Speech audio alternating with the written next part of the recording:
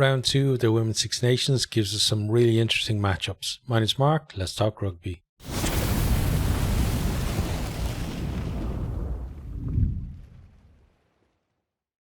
As I said, we got some, genuinely fascinating, I think, matchups this weekend, simply because of the way the tournament feels like it's going, including last year, this year, and then over the next few years as well, in terms of how more competitive the tournament is shaping up to be.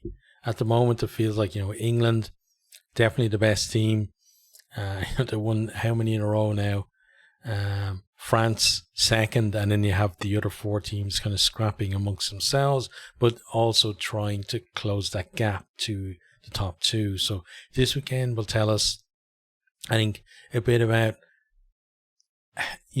what that gap is like and whether it's getting closer or not, and how much work the other 4 teams in the tournament really need to do to chase down the powerhouse that is England and France as well there. So first game of the weekend is going to be Scotland versus France. It's at the Hive Stadium.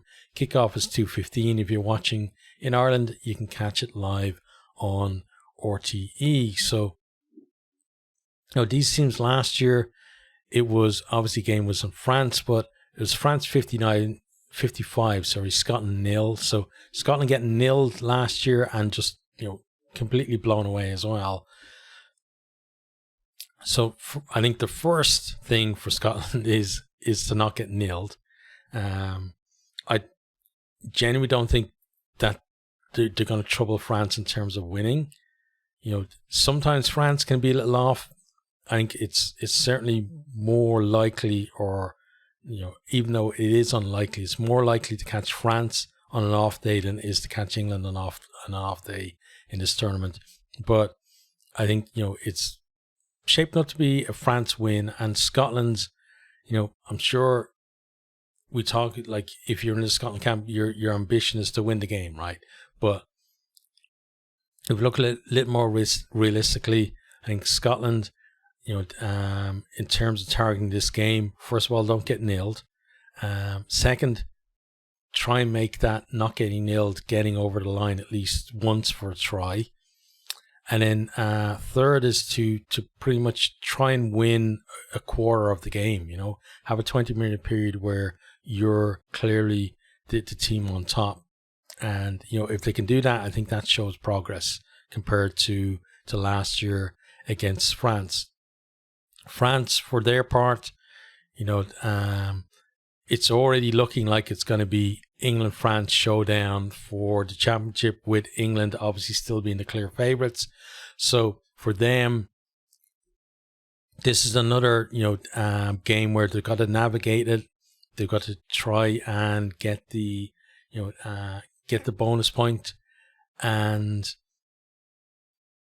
also, we saw against Ireland where, Ireland were a little bit dogged against them, and you've got to break down your opposition. Doesn't matter whether you're clearly better than them or not. You still got to break them down. You still got to put in the hard work to make it so that the quality is going to come through. I think that's what France are going to have to do in this. Scotland, they beat Wales last week, so they're going to be, on a high from that. So unless France can kind of catch them cold and get over for a couple of early scores, then it's going to be cagey early on. But I expect France to come through and to win. I hope that Scotland do put up, a decent fight in the game, because, again, I think it's in the interest of the tournament and in the interest of women's rugby as a whole as well, for the Women's Six Nations to be more competitive. And then we're going to see more buy-in from the nations that generally don't do so well. So, I hope Scotland do well in the game, but I'm expecting a France win in that one. So on to the second game then. So we have England versus Wales. This one is at Ashton Gate. Kickoff is 4:45, and this one you can catch in Ireland again on Virgin Media. So last year was another very one-sided affair. Wales did score, but it was Wales 3, England 59. So even at the Cardiff Arms Park, Wales couldn't really, muster a threat to England. Now, they did well in the first half. I have to say that, because the score at halftime was 19-3, but England came through in the second half and just piled on the points, 40 points in that second half. Kind of similar actually to France versus Scotland, because France versus Scotland was 70-0 at halftime, and then they put on whatever it was, 38 points in the second half. So very similar, trajectories for those games. Wales last year were clearly the best of the rest, as it were. This year now they've already lost to Scotland, so it looks like they're probably not going to fill that position this year, unless Scotland slip up against one of Ireland or Italy later on. But in this one away in Ashton Gate, it's a bigger challenge than it was for them last year. So I think for them it's about trying to keep the margin, trying to keep it within the same limits as it was last year. I know, again, nobody's going into games thinking, well, as long as you don't lose by more than 60 points, we've done well. If you're losing a game, you're going to be disappointed, right? But you've got to be realistic again about these things. You've got to have kind of, certain things that you're looking for in terms of your performance and, goals. So obviously, again, similar to Scotland, goals got to be, don't get nilled, get some scores on the board yourself, have a period where you're either matching England or maybe being, shading them and being the better team. During the game, maybe they can't do it for a full 20 minutes, but if you get a 10-minute period where you're clearly on top, that gives you something to build on for the future. From England's point of view, England, we saw last week, even with 14 women, they still had way too much for Italy in that 48-0 win. And for them, this is just a case of, they know it's going to be a grind unless they can get those scores early on. And that's going to be, I think, England's kind of mission, if you like, will be to try and get to the point, by halftime where the contest is over, and then they can pull away in that second half and just let their, superior fitness and quality come through for them. But Wales, again, last week they lost to Scotland, but it was close. It was 20 points to 18, and they came back as well in the second half against Scotland. Scotland, I think, were kind of clearly on top, but Wales, they're going to want to see improvements, obviously, on their side of things. I felt like that they're attacking with ball in hand, they wasn't great, so they're going to want to see put some moves together and at least be able to stretch the England defence at times, and also set piece. Feel like that's something where against Scotland they went okay, but again, playing England, you've got to step up a level. Even if England are still going to be superior at something, you've got to step up a level just so that you don't get absolutely destroyed. And that's, I think, realistically, the ambition for Wales is to just not get totally destroyed in this game. And again, try and win that kind of 10, 15-minute period where you're putting pressure on them, because then that's kind of a signal for the future, at least for the younger players, that it is possible to put pressure on the England team, because at times I feel like they can just hold the opposition at arm's length and just waiting to turn that ball over and then strike themselves. So I think it's going to be a fairly comfortable win for England, but again, in the interest of a more interesting tournament, I want to see Wales, having periods where they're doing well and having something to, to look to in terms of the future of the tournament as well. The final game then, so those two games are on Saturday. The final game then on Sunday is Ireland versus Italy. This is in the RDS. It's at 3 p.m. and you can catch this one live on RT as well. So this is probably the game I'm going to cover this weekend because it's the only game where I won't either be in work or on my way home from work while the game is on. So it's the only game I'm going to be able to actually no, because it starts at 3. So I'm going to have to watch this one on the delay thing as well. So it's probably the only game I'm going to catch the weekend, but I won't even catch it live. But it probably is the game I'm going to cover at the weekend because I think it's going to be the closest one. That's why I picked Wales versus Scotland last week, because I felt that was going to be a genuine contest. I think this will be a genuine contest as well. Now, Ireland last week against France, they were well beaten.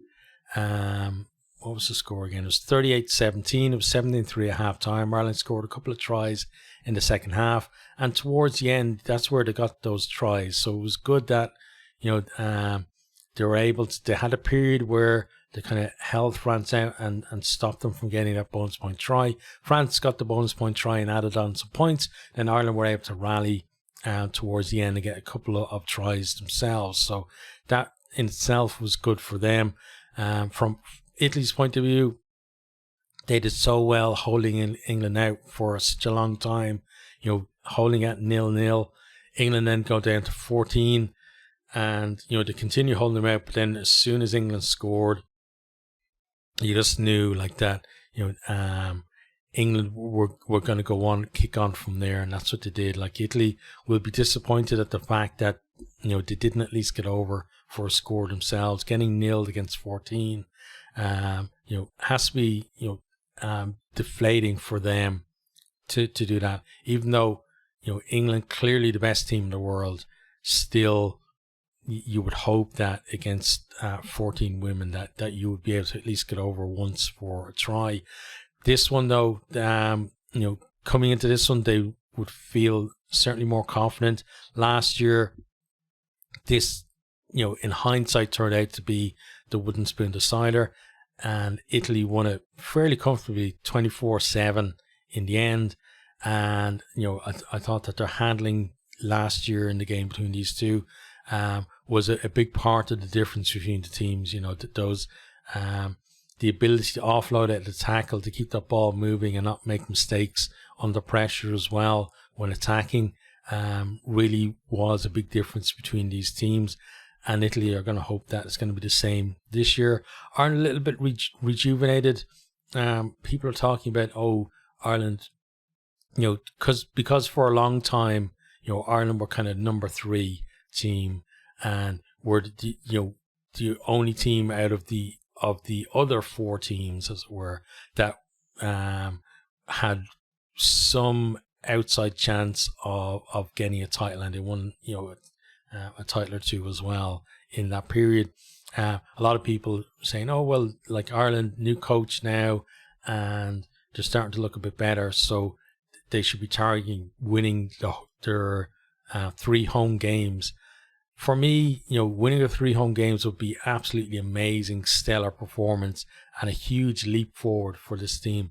I think realistically though, Ireland should be targeting to win, obviously to win a game, to win at least one game. There's no guarantee on that because they didn't do it last year, but to win at least one of those 3 home games. And then, anything above that, I think then is a bonus for them. And this will be a game where they look at it and think, okay, well, this is a team that, although they beat us last year, they were the team we were closest to last year. And if we've improved compared to them, we have a chance to beat them. And I think that's the way they're going to look at that. I think in terms of, Ireland's performance against against France last time, like to see certainly them being stronger in the set piece, and I'd like to see as well a little bit more composure when they're close to the line. The dogged defense, I hope they keep that up, and hopefully that'll keep out a couple of Italian scores to them. And in this one, I think it's going to be very close, but because I'm Irish, I'm going to plug for Ireland to win, probably by the odd score. It's going to be, I think, similar to Wales versus Scotland last week, where it's only going to be like one score in it, and both teams feel like they have a chance, to win the game for most of the game as well. But I think Ireland will just about come out on top there. So that's the preview for this weekend. As I said, I'm going to try and cover at least one of the games. It's a pity, really, that I'm working at the weekend, which means that I can't cover as much rugby as I want to over weekends. But you got to earn some money somehow. And I think I'm potentially gonna be off next weekend when we go into a break week, which just isn't going to be great either. But at least I should be able to cover this game and or the Ireland-Italy game, as it were. But just to recap, so I think that France are going to win fairly comfortably. And England the same. But I hope that Scotland and Wales have something positive to take out of their performance. And then Ireland and Italy, I think, is going to be mighty close, but Ireland are just going to take it out. So that's my predictions. What are yours?